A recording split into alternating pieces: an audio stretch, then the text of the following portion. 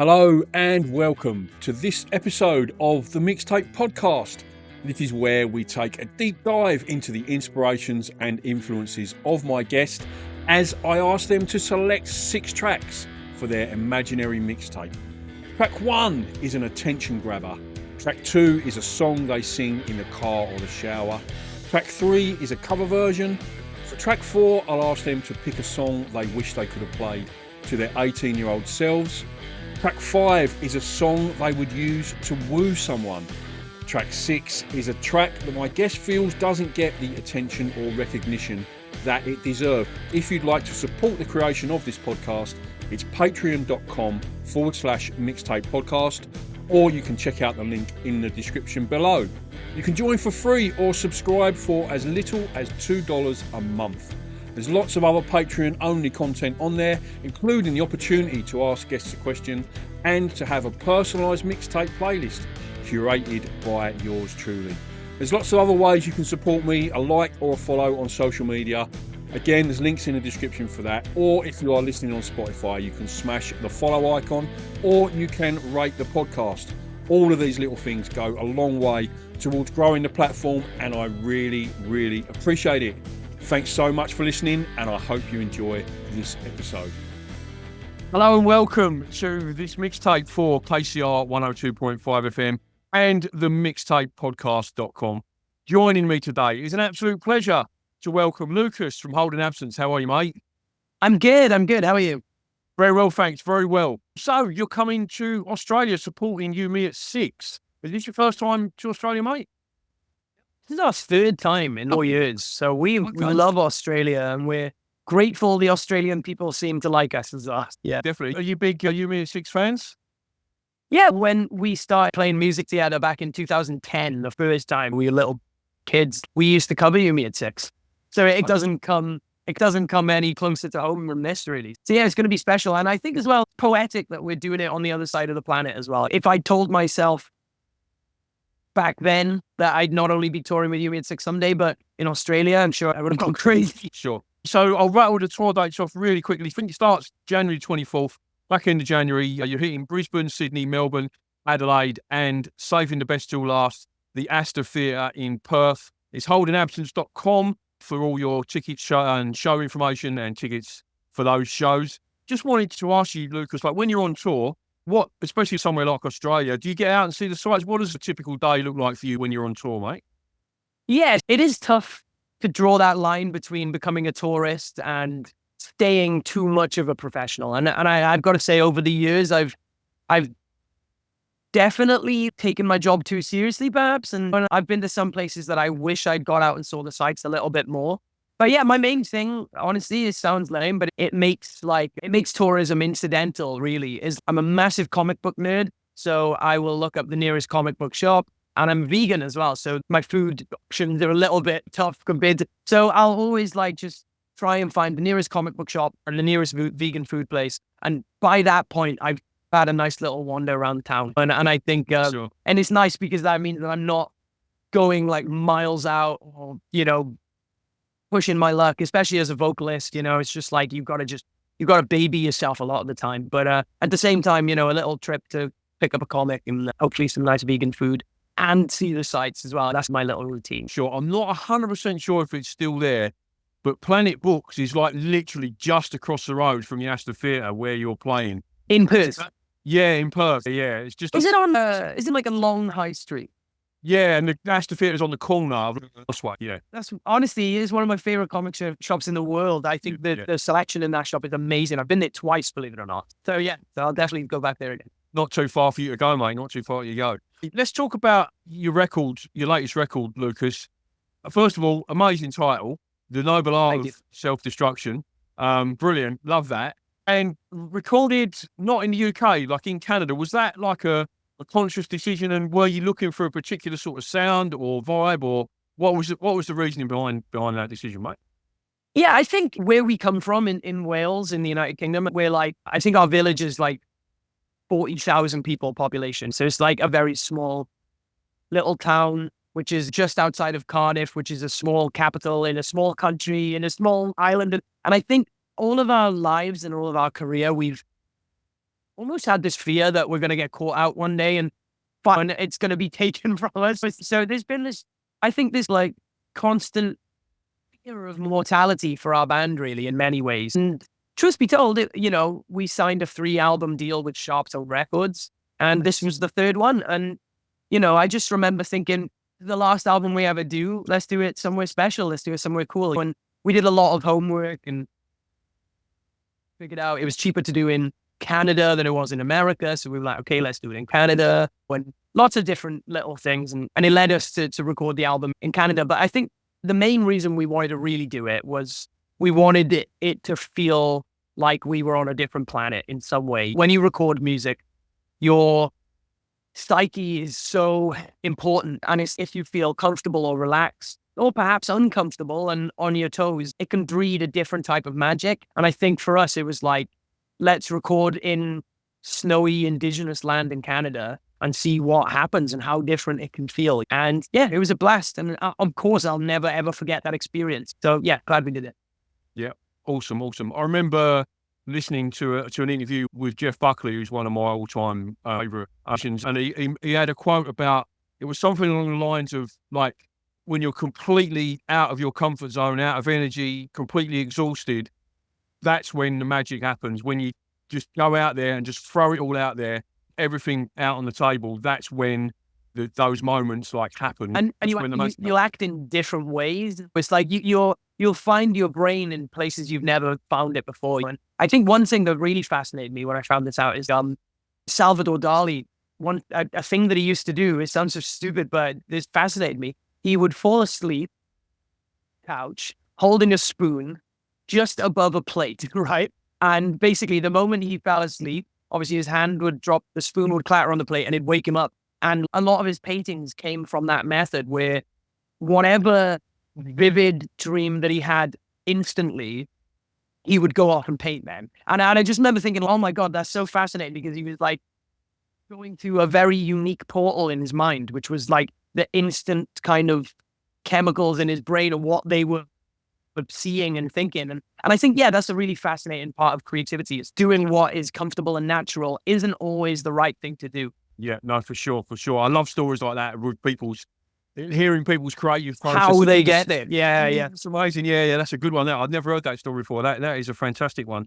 And I had a very full disclosure. I didn't watch it all, but I had a brief look at your incredible making of the album video that's on your website. I would recommend anyone to go and have a watch that, because it's a really good insight into your recording process and everything else. holdingabsence.com is the place to look at that. And watching that and hearing you talk about how this album is like part 3 of a sort of, how can I put it, like an emotional trilogy, if you like. Yeah. Tell us a little bit about that and how the record fits in with the other 2.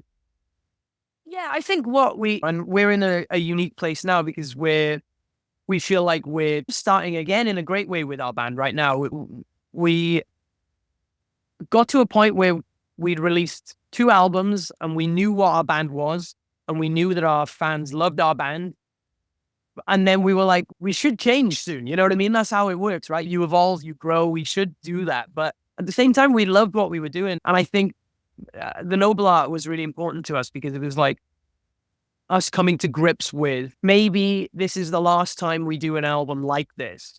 So let's really be self-aware of that, and let's find anything left in this space. Let's delve in and see what we can discover, because we may never go back there again. And on top of that, then, like you said, about it being something of an emotional trilogy, it's like, from my perspective, like I said, I love comic books, I love movies, I love narrative, and I love storytelling. And I think for me, it was like, if we're going to do a trilogy of albums, let's do a trilogy of stories. And then essentially the first album was about love, the second album was about loss, and the third album was like the therapy session after it all. Like, really, hang on now, I've gone through all this stuff, look in the mirror, take stock.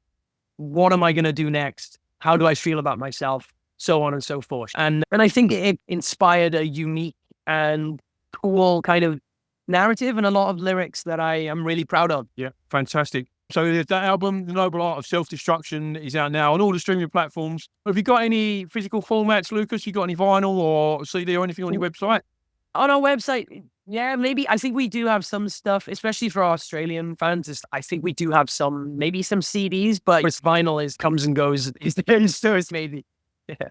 Yeah, it's a tough one for bands to come to Australia and bring vinyl on tour because it's hard enough getting them sent through the post. Being a vinyl fan in Australia is a hard thing, mate, because you buy stuff like from Europe and America, and you just cross your fingers and make sure that it gets here okay. Doesn't get snapped in half.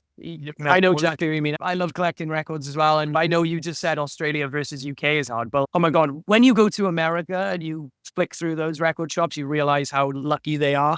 Because then, like everything we'd struggle to find on the internet, even they've got in stock in every shop pretty much. It's crazy. Yeah, no, it's amazing. The other problem we have in Australia as well is, especially coming into this sort of time of year, if a record sits in a hot truck or a hot warehouse in the Australian summer, there's record shops in Perth that have flattening machines. Really? You can put I think it's $10, and you put your warp record on there, and it's just like a controlled heat with a weight, and it flattens the record out. Yeah, they're pretty good. Yeah, there's all sorts of internet hacks as well for putting them in the oven. In the oven, I've seen the oven one. 2 sheets of glass and stuff like that, or leaving them out in the sun. But yeah, these are actual proper machines that do it in a sort of more controlled way. Yeah, the perils of being a vinyl lover in Australia, what a nightmare.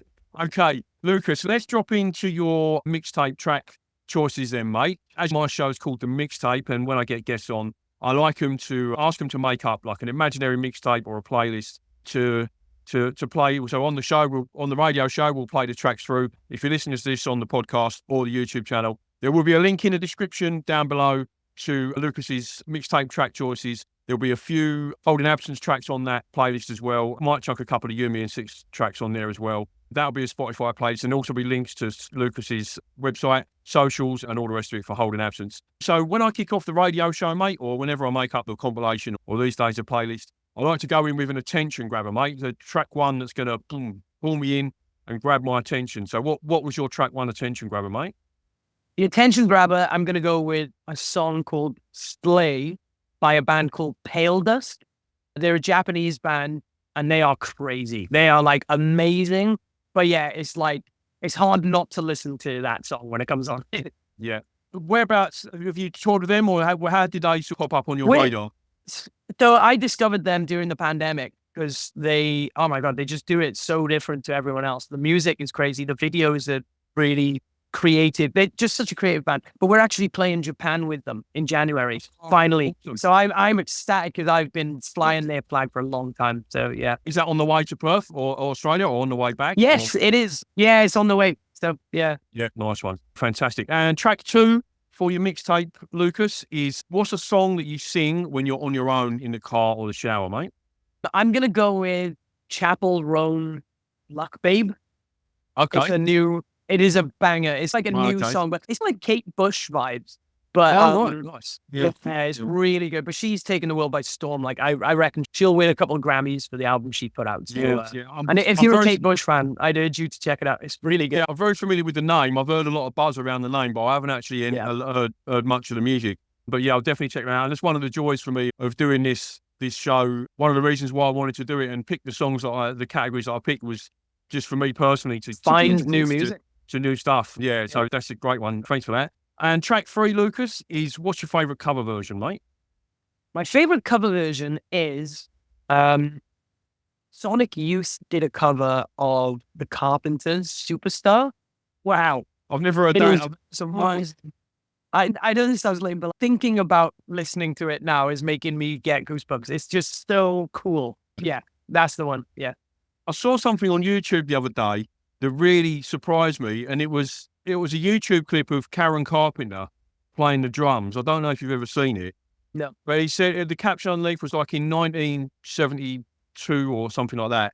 It might have been Rolling Stone magazine or something like that. Karen Carpenter was voted the 3rd or 4th best drummer in the world. No way. She's phenomenal, mate. She is phenomenal on the drums. So good. Yeah, check it out. I'll go just put on YouTube. She's so good.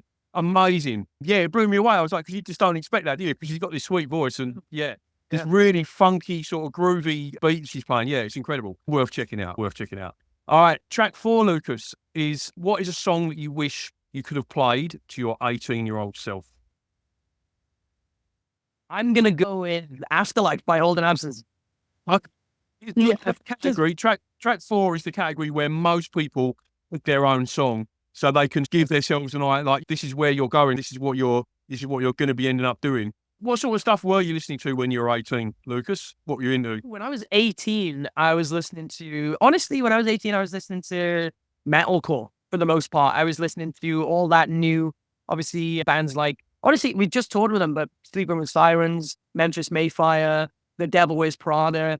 A lot at the time, that was like so cool. And truth be told, in the UK, we weren't really coming over. And then you'd see in America, they were doing Warped Tour every year, and they were playing shows with each other, and they were all buddies. And it was such a cool scene to observe from afar. So that was like my bag when I was about 18, 19, going to uni and stuff. But my main love is My Chemical Romance. They were the ones for me when I was a bit young. Yeah, absolutely, absolutely. And track 5, Lucas, is if you were making up a mixtape for a romantic interest, you wanted to let someone know you were keen, what track would you use for that, mate? So I'm married, believe it or not. I got married this year. Yeah. And I'm just going to pick... Thank you. I'm just going to pick our song, me and my wife's favorite song. It's a song called Downtown by an app called Magical Clouds. And magical is spelt with a J, so it's spelt wrong. But I think that it's maybe a Z at the end of the word. To be honest, the band or the artist, I've never even listened to any other song by them. But we watched a TV show that we were in love with called The OA. It was an amazing Netflix series. And this song just came in, and this guy's got a real haunting baritone voice. And just the lyrics are just so... I cried to that song more than any other song. Yeah, I'd say that one, yeah. I've lost count of the amount of times I've grabbed my phone and Shazammed something while I've been watching Netflix or something like that. Like, it happens all the time. It's a really big part of TV shows now, and is the music, and I love that. I'm watching a show at the moment it went out in the UK called This Town. I'm not sure if you're familiar. It's like a little 6-parter, and it's all about the ska and punk and rocksteady scene in the early 80s of the UK, like Coventry and Birmingham. I love anything musical, historical shows. You should check out, there's an amazing series on Disney Plus. I think it's maybe just called Camden, but it's about the Camden music scene, and it goes from madness right at the beginning and all the way up to Amy Winehouse, and it's just so interesting. So it sounds like your bag. Yeah, really definitely, cool, mate. Thanks for that recommendation. I'll check that out. But literally, as soon as I hang up from this interview, I'm going to smash the last 2 episodes of This Town. It's so good. It's so well acted and clever, and brilliant scripts, and superb performance. Yeah. So it's a good recommendation for anyone watching This Town or Camden. I'll be getting into that for sure. And finally, Lucas, to finish off your mixtape, mate, track 6 is something that you feel is a little bit underappreciated, doesn't get the recognition it deserves, mate. Ooh, I'm going to go with a band called Everything. Yeah. British band. They're very hard to describe. They're like a poppy Radiohead, to be honest. Yeah. But, oh my God, they're just the most consistent band. And I just think they should be the biggest band in the world, and they aren't. And what song do I pick? They've got a song called Are You Happy? And it's off their new album. But oh man, I would say that song. It's got like a melancholia, but it's just like a deep sadness to it, but also at the same time like a kind of upbeat tempo and stuff. It's a cool song. So Great choice, mate. Great choice. So what I do as well with the mixtape tracks, not only do I make up your mixtape as a Spotify playlist, but each track has its own Spotify playlist. So I've got a track 1 playlist, track 2 playlist, track 3 playlist. There's about 80 tracks on each playlist, and track 6 is easily my favourite. There's so much good stuff on there. So if anyone wants to check that out, it's themixtapepodcast.com, and you can get along and find all those playlists from all the amazing guests that I've had on the show. Lucas, what's going on for you post 2025, mate? What have you got going on after that, mate? Yeah, so we do Japan, and then we head to Australia. We do America with The Plot in You, which is going to be great. And then we do When We Were Young Fest later in the year as well. So next year is looking really special. And to be honest, I love this band, and I love the funny little journey that we've been on. And I think we're just going to keep trundling forward, and grateful for anybody who wants to join us along the way. Lucas, thanks so much for coming on the show, mate. Really appreciate your time. Thank you, man. Safe travels down under, and I'll see you when you get here. Thanks, bud. See you soon. Take care. Cheers, Thanks for the mate. nice chat. See you later. Bye. Bye, All mate. the best. Bye. Bye. Bye. Thank you so much for listening to the Mixtape podcast. All the links that you will need are in the description below. Link to my Patreon, my guest website and social media, my social media, and the link to the Mixtape tracks playlist as chosen by today's guest. Thanks so much for listening. Until next time.